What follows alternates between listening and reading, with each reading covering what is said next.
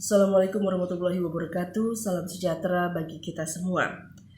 Bertemu kembali dalam mata kuliah MC dan protokol, dan kali ini dalam sesi yang kelima, dan kita akan membahas mengenai tata busana nasional bersama saya Indriati Yulistiani. Tata busana nasional merupakan salah satu bagian dari keprotokolan nasional. Di sini saya memberikan sebuah foto di mana para pemimpin negara dan mantan pemimpin negara menggunakan busana tradisional pada saat menghadiri upacara kenegaraan, yaitu peringatan proklamasi RI di tahun 2017 dengan dress code busana nasional. Karena memang ketika berbicara mengenai tata busana nasional berarti kita berbicara mengenai dress code atau tata cara berbusana secara nasional.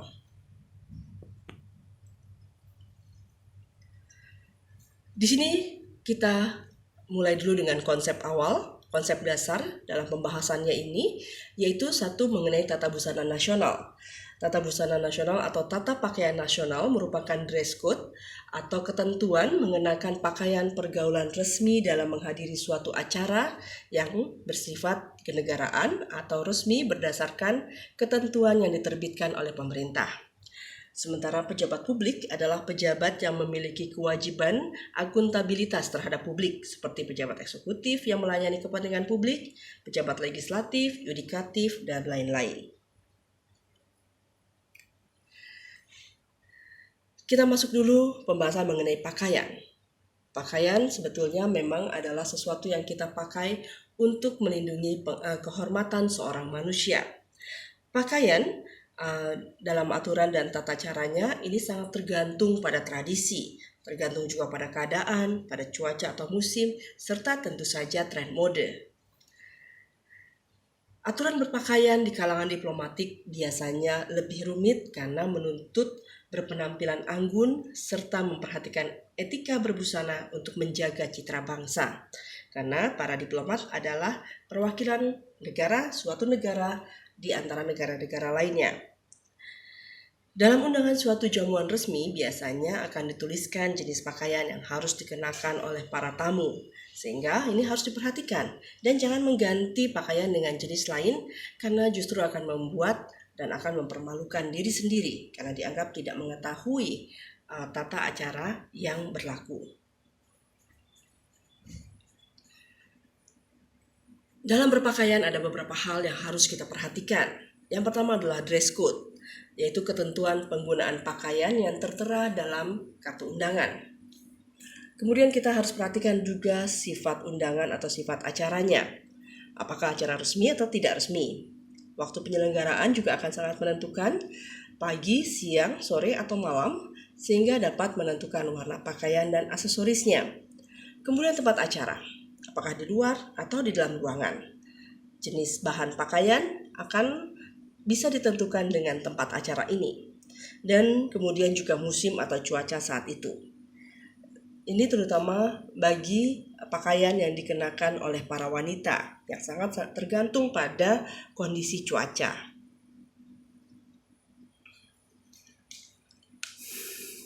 Untuk tata cara berpakaian bagi para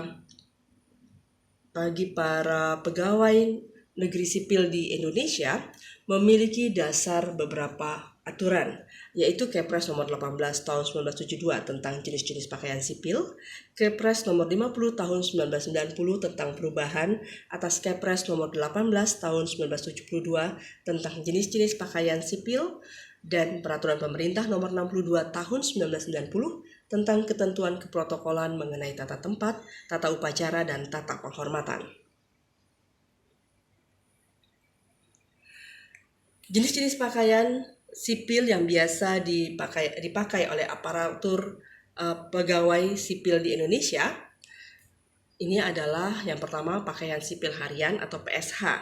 PSH biasanya dipakai untuk bekerja dan umum. Kemudian ada lagi pakaian sipil resmi atau PSR untuk upacara yang bukan upacara kenegaraan, menerima tamu, dan malam hari. Pakaian sipil lengkap atau PSL dipakai pada upacara resmi kenegaraan dan ke luar negeri. Kemudian pakaian sipil dasi hitam atau PSDH dipakai pada jamuan kenegaraan. Pakaian sipil nasional atau PSN dipakai untuk menghadiri acara resmi atau kenegaraan di luar negeri. Sedangkan peci nasional biasanya dipakai pada PSN atau jenis pakaian lain yang ditentukan.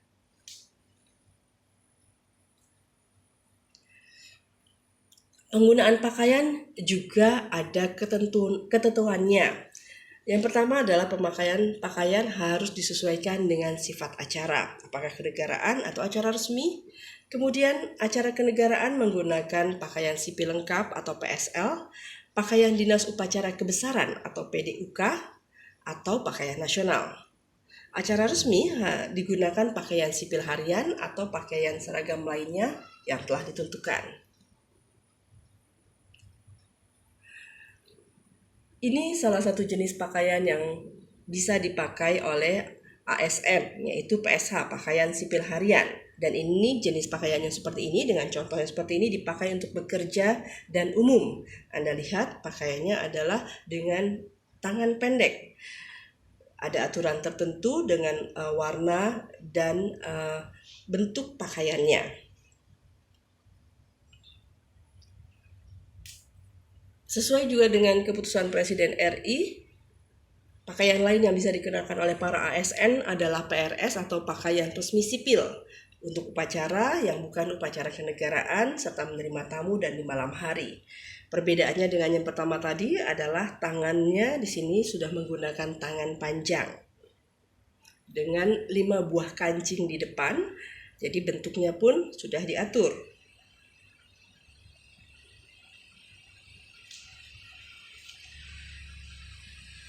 Para ASN juga biasa menggunakan PSL atau pakaian sipil lengkap pada upacara resmi atau kenegaraan atau ke luar negeri. Bentuknya seperti jas dengan warna jas serta celana yang sama.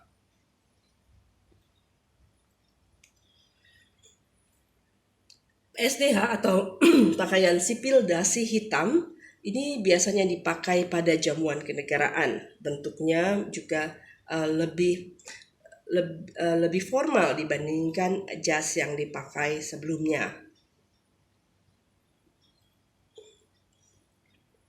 PSN atau pakaian sipil nasional biasanya dipakai untuk menghadiri acara resmi atau kenegaraan di luar negeri. Anda lihat di sini menggunakan semacam beskap dengan sarung fantasi dan peci nasional.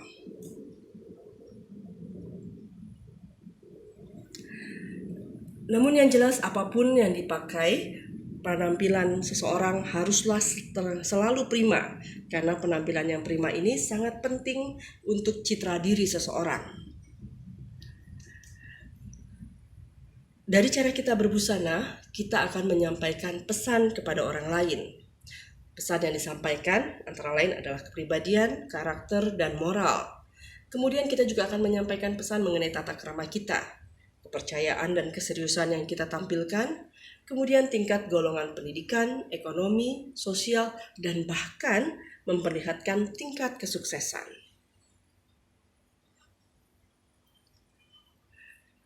Jangan lupa penampilan juga memberikan kesan pertama kita terhadap orang lain. Orang akan mengukur kita dari kesan pertama yang dia lihat, dan kita tidak bisa mengubah pandangan orang.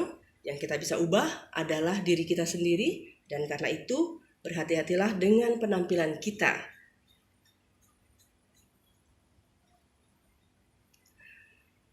Penampilan juga dapat tercermin dalam sikap, tidak hanya dalam pakaian. Sikap yang dimaksud itu adalah menyangkut cara berdiri, cara berjalan, cara duduk, cara makan atau minum, cara berbicara, termasuk tatapan mata dan ekspresi wajah merupakan dan keseluruhannya ini memberikan kesan terhadap penampilan Anda dalam sikap-sikap yang Anda tampilkan.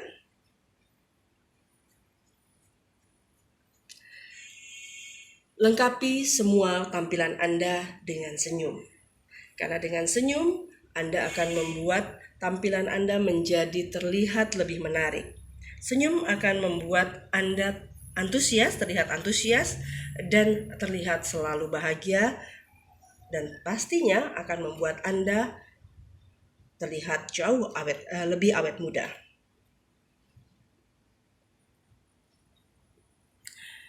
Demikianlah tadi pembahasan kita mengenai tata busana nasional dalam sesi kelima MC dan protokoler. Terima kasih atas perhatian Anda. Wassalamualaikum warahmatullahi wabarakatuh.